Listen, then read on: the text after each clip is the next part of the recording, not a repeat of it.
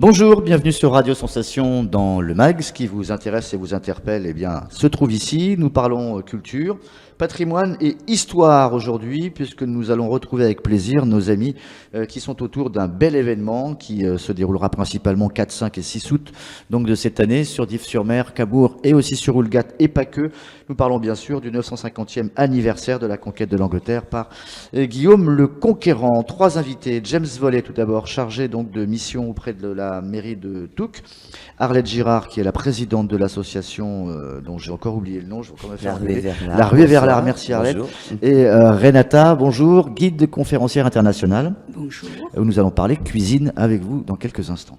On démarre avec les marches de Guillaume, ces marches qui auront lieu sur 3 endroits précisément pour un top départ un peu, on va dire, géo-touristique pour que les gens ne soient pas trop perdus, autour principalement de Deauville, dans le pays d'Auge, à la frontière du pays d'Auge, parce que le Troarn marque cette frontière, et les participations aussi des villes de Villers-sur-Mer, Blonville, Bénerville, Tourgéville, Douville en Auge, Saint-Pierre-sur-Azif, que nous saluons. James Vollet, bonjour. Bonjour. Les marches, on les a abordées dans une précédente émission.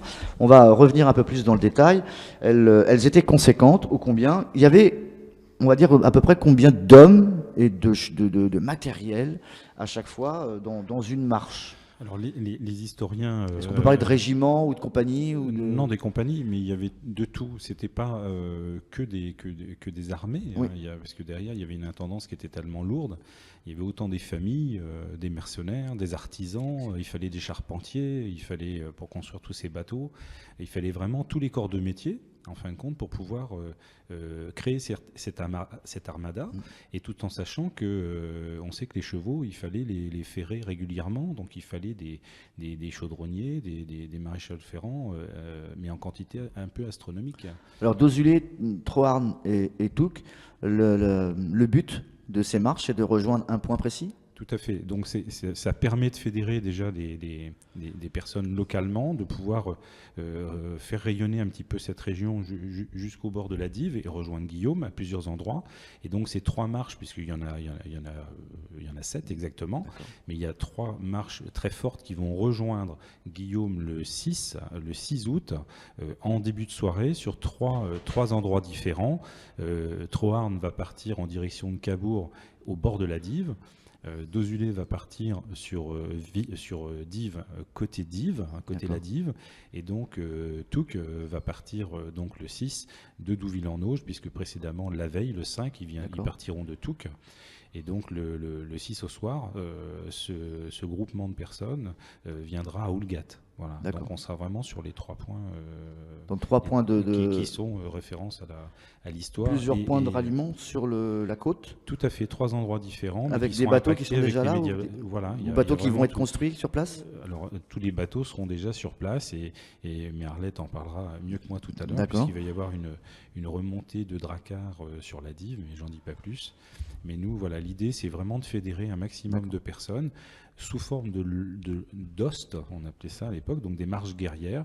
Mais bien au-delà de ça, on invite tous les habitants de la région Normandie, et voire au-delà, à venir nous rejoindre sur les sites qu'on vient d'indiquer, et de pouvoir venir, on espère, tous en costume. On a déjà plein d'associations, comme par exemple l'âne normand ou le Tréaugeron, où on a déjà une 50aine d'ânes, bâtés ou pas, voilà, en costume, avec des rencontres et des surprises sur tous les parcours, voilà, de bonnes surprises. Ânes bâtés, on précise, c'est les ânes qui sont chargés, voilà. C'est pas un terme politique. Comme autrefois, tout à fait. Lorsque Guillaume a fait appel à toute la Normandie, il ne faut pas oublier, ils sont venus de partout. Alors Renata, je vous coupe 2 secondes. James, c'est des marches de combien parce que les gens vont dire super, on va participer à un moment d'histoire, mais ils vont se taper quoi, 15 bornes à pied? Alors, il y a vraiment 7 circuits différents par la quantité de kilomètres, par le dénivelé et par les activités proposées sur les sites. Il faut savoir que c'est complètement gratuit. Voilà, c'est ouvert à tous. Il suffit juste de s'inscrire, d'aller sur le site www.guillaume.fr ou nous appeler directement et de s'inscrire dans cette démarche. Une idée, une marche courte qu'on peut faire avec des enfants, etc. Et participer à un moment d'histoire, ça serait de Touques jusqu'à... Touques, ça va être 17 km. Voilà, c'est une journée. On fait vraiment en forme de pèlerinage. On marche tranquillement. Donc annoncer la couleur, c'est combien la plus dure? 15 km sur la journée, mais c'est vraiment tranquillement. On part à 9h du matin, il y a un immense pique-nique à l'écodomaine de Bouquetot, au cœur du Pays d'Auge. D'accord. Et donc plein de sites comme ça à visiter, il y a plein de surprises autour de patrimoine. Oui. Peut-être que la plus courte est celle de Villers-sur-Mer. Tout à fait, qui part donc de Villers-sur-Mer le 6 au matin et qui passe sur la plage, sur la plage Les Vaches Noires, et qui rejoint Oulgat. Voilà. D'accord. Donc là, il y a combien de kilomètres? Il y a 5-6 kilomètres. Voilà. Faire. Par la plage à marée basse, ça va être magnifique. Donc les enfants peuvent... Et donc, tout à fait, bien sûr. Ces gens-là vont marcher, le point de vue historique, etc. Ils vont s'arrêter, ils sont fatigués, se restaurer. Donc ils festoient un tout petit peu. Donc on revient au banquet, Renata. Donc ce qu'on va pouvoir déguster dans ce moment d'histoire au mois d'août, c'est ce que les gens mangeaient à l'époque? Absolument, oui. Par exemple, même, il faut se rafraîchir. Donc, il n'avait pas tellement d'eau, mais on avait quand même le claret. Donc, c'est une boisson à base de vin blanc, miel et sucre, cannelle. Donc, même les enfants buvaient ça sans problème, avec du gingembre, des cardamomes, framboises, rosé. Et donc, c'est vraiment un vin très léger que tout le monde peut boire. Et là, on va l'avoir aussi pour le banquet. Vous avez le menu du banquet? Alors, le menu du banquet est là. Tu ne demandes pas, je ne vais pas me le dire. Vous pouvez le montrer un peu. D'accord. Et donc, alors, tout ensuite, ce qui est... il va quand même le banquet. Il n'y a pas de torgoule? Pour le pique-nique, je ne sais pas s'il va être exactement la même chose. Je pense que non, parce que là, c'est vraiment le banquet le lendemain. D'accord. Dessert, les desserts existaient à l'époque? Vous parliez de sorbet tout à l'heure? Oui, mais les sorbets, pas tellement. Les Arabes, autrefois, oui, ils avaient déjà les sorbets. D'accord. Mais à cette époque-là, non. En France, non. D'accord. Bon, mais on faisait beaucoup de sortes de gâteaux, des mini petits toasts au miel, oui, bien sûr. Tarte aux pommes, bien sûr. Oui, la pomme était déjà là. Hein. Des noix, beaucoup de fruits secs, etc. Et volaille, et aussi beaucoup de moutons, enfin peut-être pas, mais de l'agneau. De l'agneau, d'accord. C'est pas un repas léger, ça. Hein. Voilà. Beaucoup de pâtés, de pastillus, d'arboulastre, et tout ça, ce sont des sortes de quiches avec ou des légumes ou de la viande ou toutes sortes de choses. Et c'est vrai que la cuisine médiévale est très riche, très riche, très riche. J'ai posé une question technique. Est-ce qu'on sait s'il y avait, donc, vous allez me dire non, mais pas de traces écrites, genre livre de cuisine de grand-mère, enfin, ou une trace, donc c'était de bouche à oreille qu'on se transmettait oui, absolument. Et la première fois, lorsqu'on a vraiment fait un recueil, c'était les dates que je vous avais données à l'époque.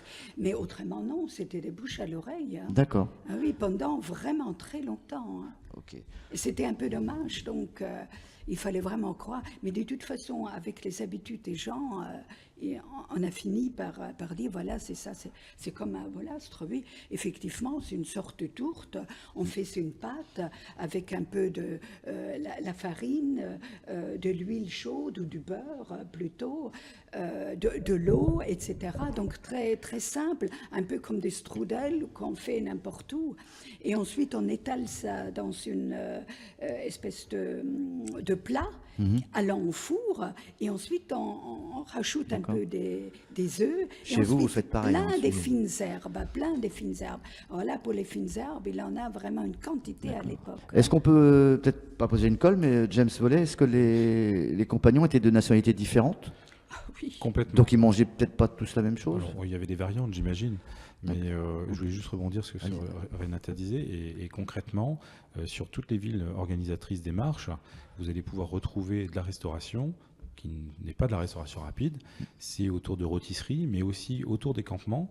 Il y a des associations médiévistes qui vont venir expliquer, faire goûter tous les mets qui sont vraiment très rigoureux sur le 10e, 11e siècle, et qui vont vraiment faire goûter à tout à chacun les mets de l'époque. Voilà. Est-ce qu'il y a des choses déjà, Arlette, que vous savez que nous on ne sait pas? Des choses qui vont être sympas à manger, etc. Des choses... Ah oui, il va y avoir toutes sortes de cochons rôtis et d'agneaux rôtis et de choses comme ça, mais aussi de la vraie cuisine médiévale, des choses cuisinées au miel, aux épices, Et vraiment, je pense qu'il y a dans tout ce qui est prévu. Avec des musiciens? Ah oui, j'aime bien manger en musique, moi. Énormément de musiciens, mais il y a aussi un ours, mais il y a aussi un troupeau de 50 oies, mais il y a plein d'animations, plein de choses. Et on va assister à de beaux combats entre les 3 campements qui vont se rejoindre pour faire des combats absolument extraordinaires. On a une partie équestre absolument formidable aussi. Et je pense que pendant 3 jours, ça va être vraiment la fête partout. Renata, Arlette et James, merci d'avoir accepté notre invitation. Merci. Malheureusement, le temps nous est compté. On se retrouve très très vite pour un autre volet justement de cette découverte historique sur cet anniversaire, 950e anniversaire. On vous le rappelle, la date, c'est donc 4, 5 et 6 août précisément. Arlette, je vous vois faire des signes, mais je ne vais pas vous donner la parole. Si vous voulez. 4, 5, 6, 7, 8, 9. Oui, voilà, donc c'est pour les marches et à la suite également.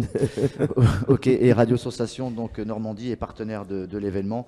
C'est avec un grand plaisir qu'on vous y retrouvera. À très vite.